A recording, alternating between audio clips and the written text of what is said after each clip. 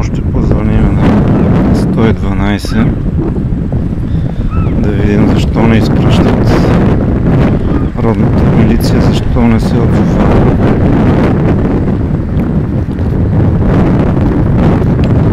Набрах на 112. Ало, добър ден.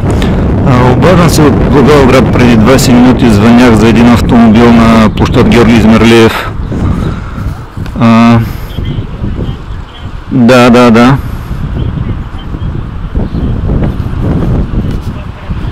Да, но вече 20 минути няма никой. Паркинги и гаражи, защо не се отзовават?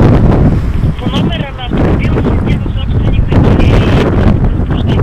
Моля? Моля? По номера на регистрационен номер си издирва собственика.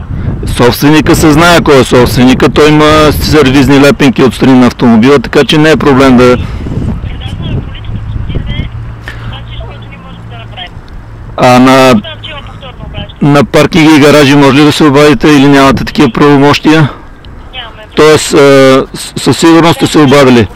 А служителя, може ли да ми кажете името на служителя, който е приел обаждането? Не, ние го подаваме по електронен път.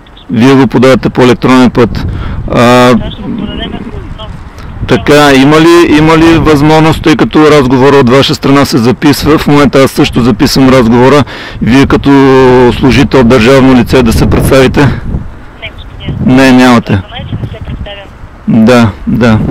Добре, благодаря. Всичко добро. Както видяхте, 112 са предали на полицията, но никаква реакция отново от родната милиция, Благоевградската милиция. Тихо, че полицията спи, господа. Станали 5 часа, 17 часа по-точно, в Благоевград няма полиция. Има милиция, всъщност спяща полиция. Както казах, по улиците има спящ полицай. След 17 часа в Благоевград е такова положението. Спяща полиция. Вече 25 минути няма никаква реакция от така наречената родна полиция. Срамно е, господа полицаи, за това, че се наричате полицейски служители. Срамно е.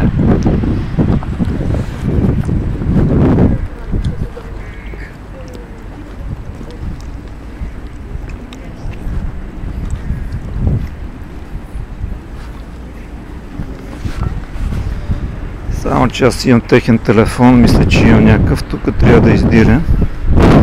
Сега ще проверя.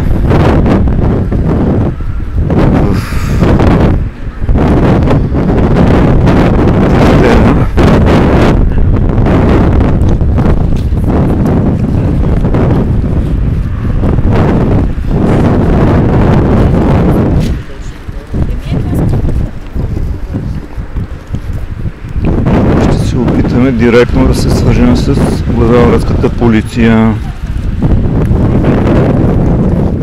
Само да си пазя номера.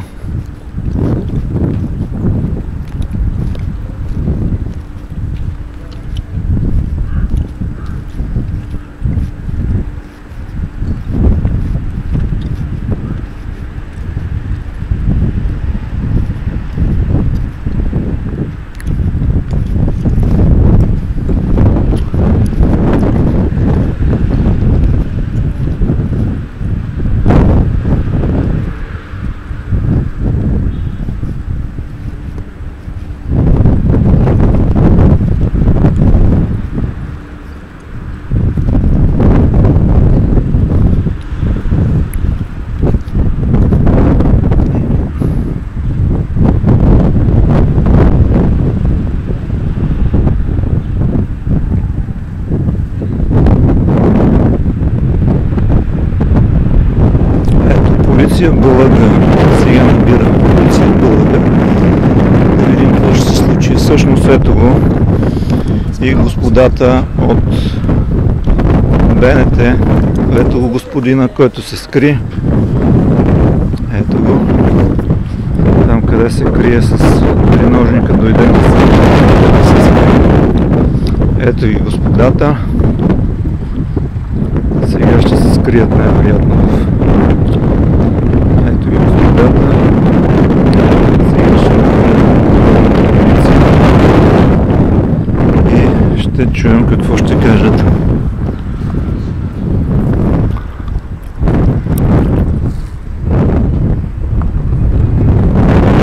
Ало, добър ден! Казвам се Васил Самокишев. Обаден се от град Благоевград, площадно пространство Георги Измерлиев, между театъра и регионална библиотека Благоевград. На централата ви би трябвало с телефон 112 да е получено съобщение за това, че е неправомерно паркиран автомобил върху площадното пространство пешеходна зона. Бихте ли изпратили патрулен автомобил да състави нарушение? От КАТ да дойде, да изпратят автомобил от КАТ, за да състави нарушение. Нали ви обясних, между театъра, между театъра, куклен театър. Отстрани. Благоевград театър, моля?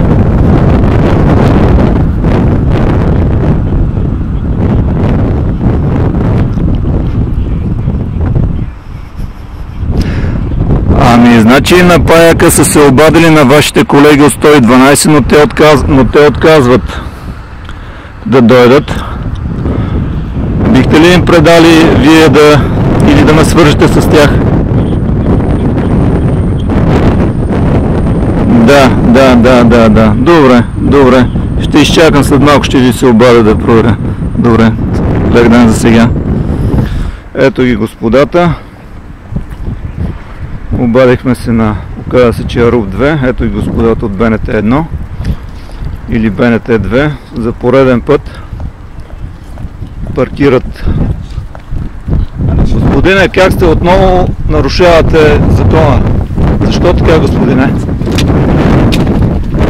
Каква роля се явявате, господин? Това няма никакво значение, аз каква роля се явявам. Каква причина има значение?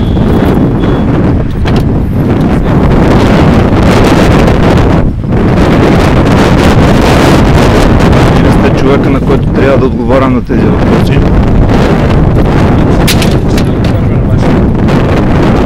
Аз питам господина. Мога да ви снимам. Аз ви давам право да ме снимате. Да, може. Заповядайте. Еми, както прецените, ще бъде добре да ме излъчите. Тъй като вас ви излъчват вече по телевизията, така че...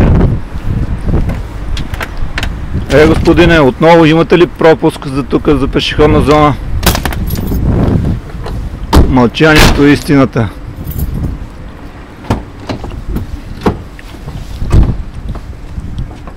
Както виждате, господата безмолвно си се качиха в автомобила и ще напуснат най-необезпокоявано пешеходна зона град Благоевград.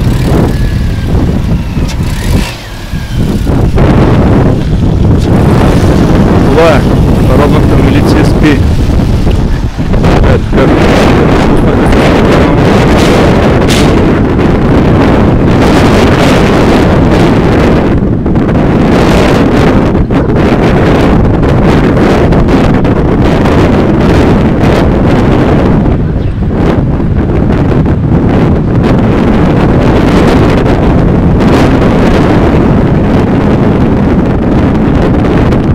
това беше.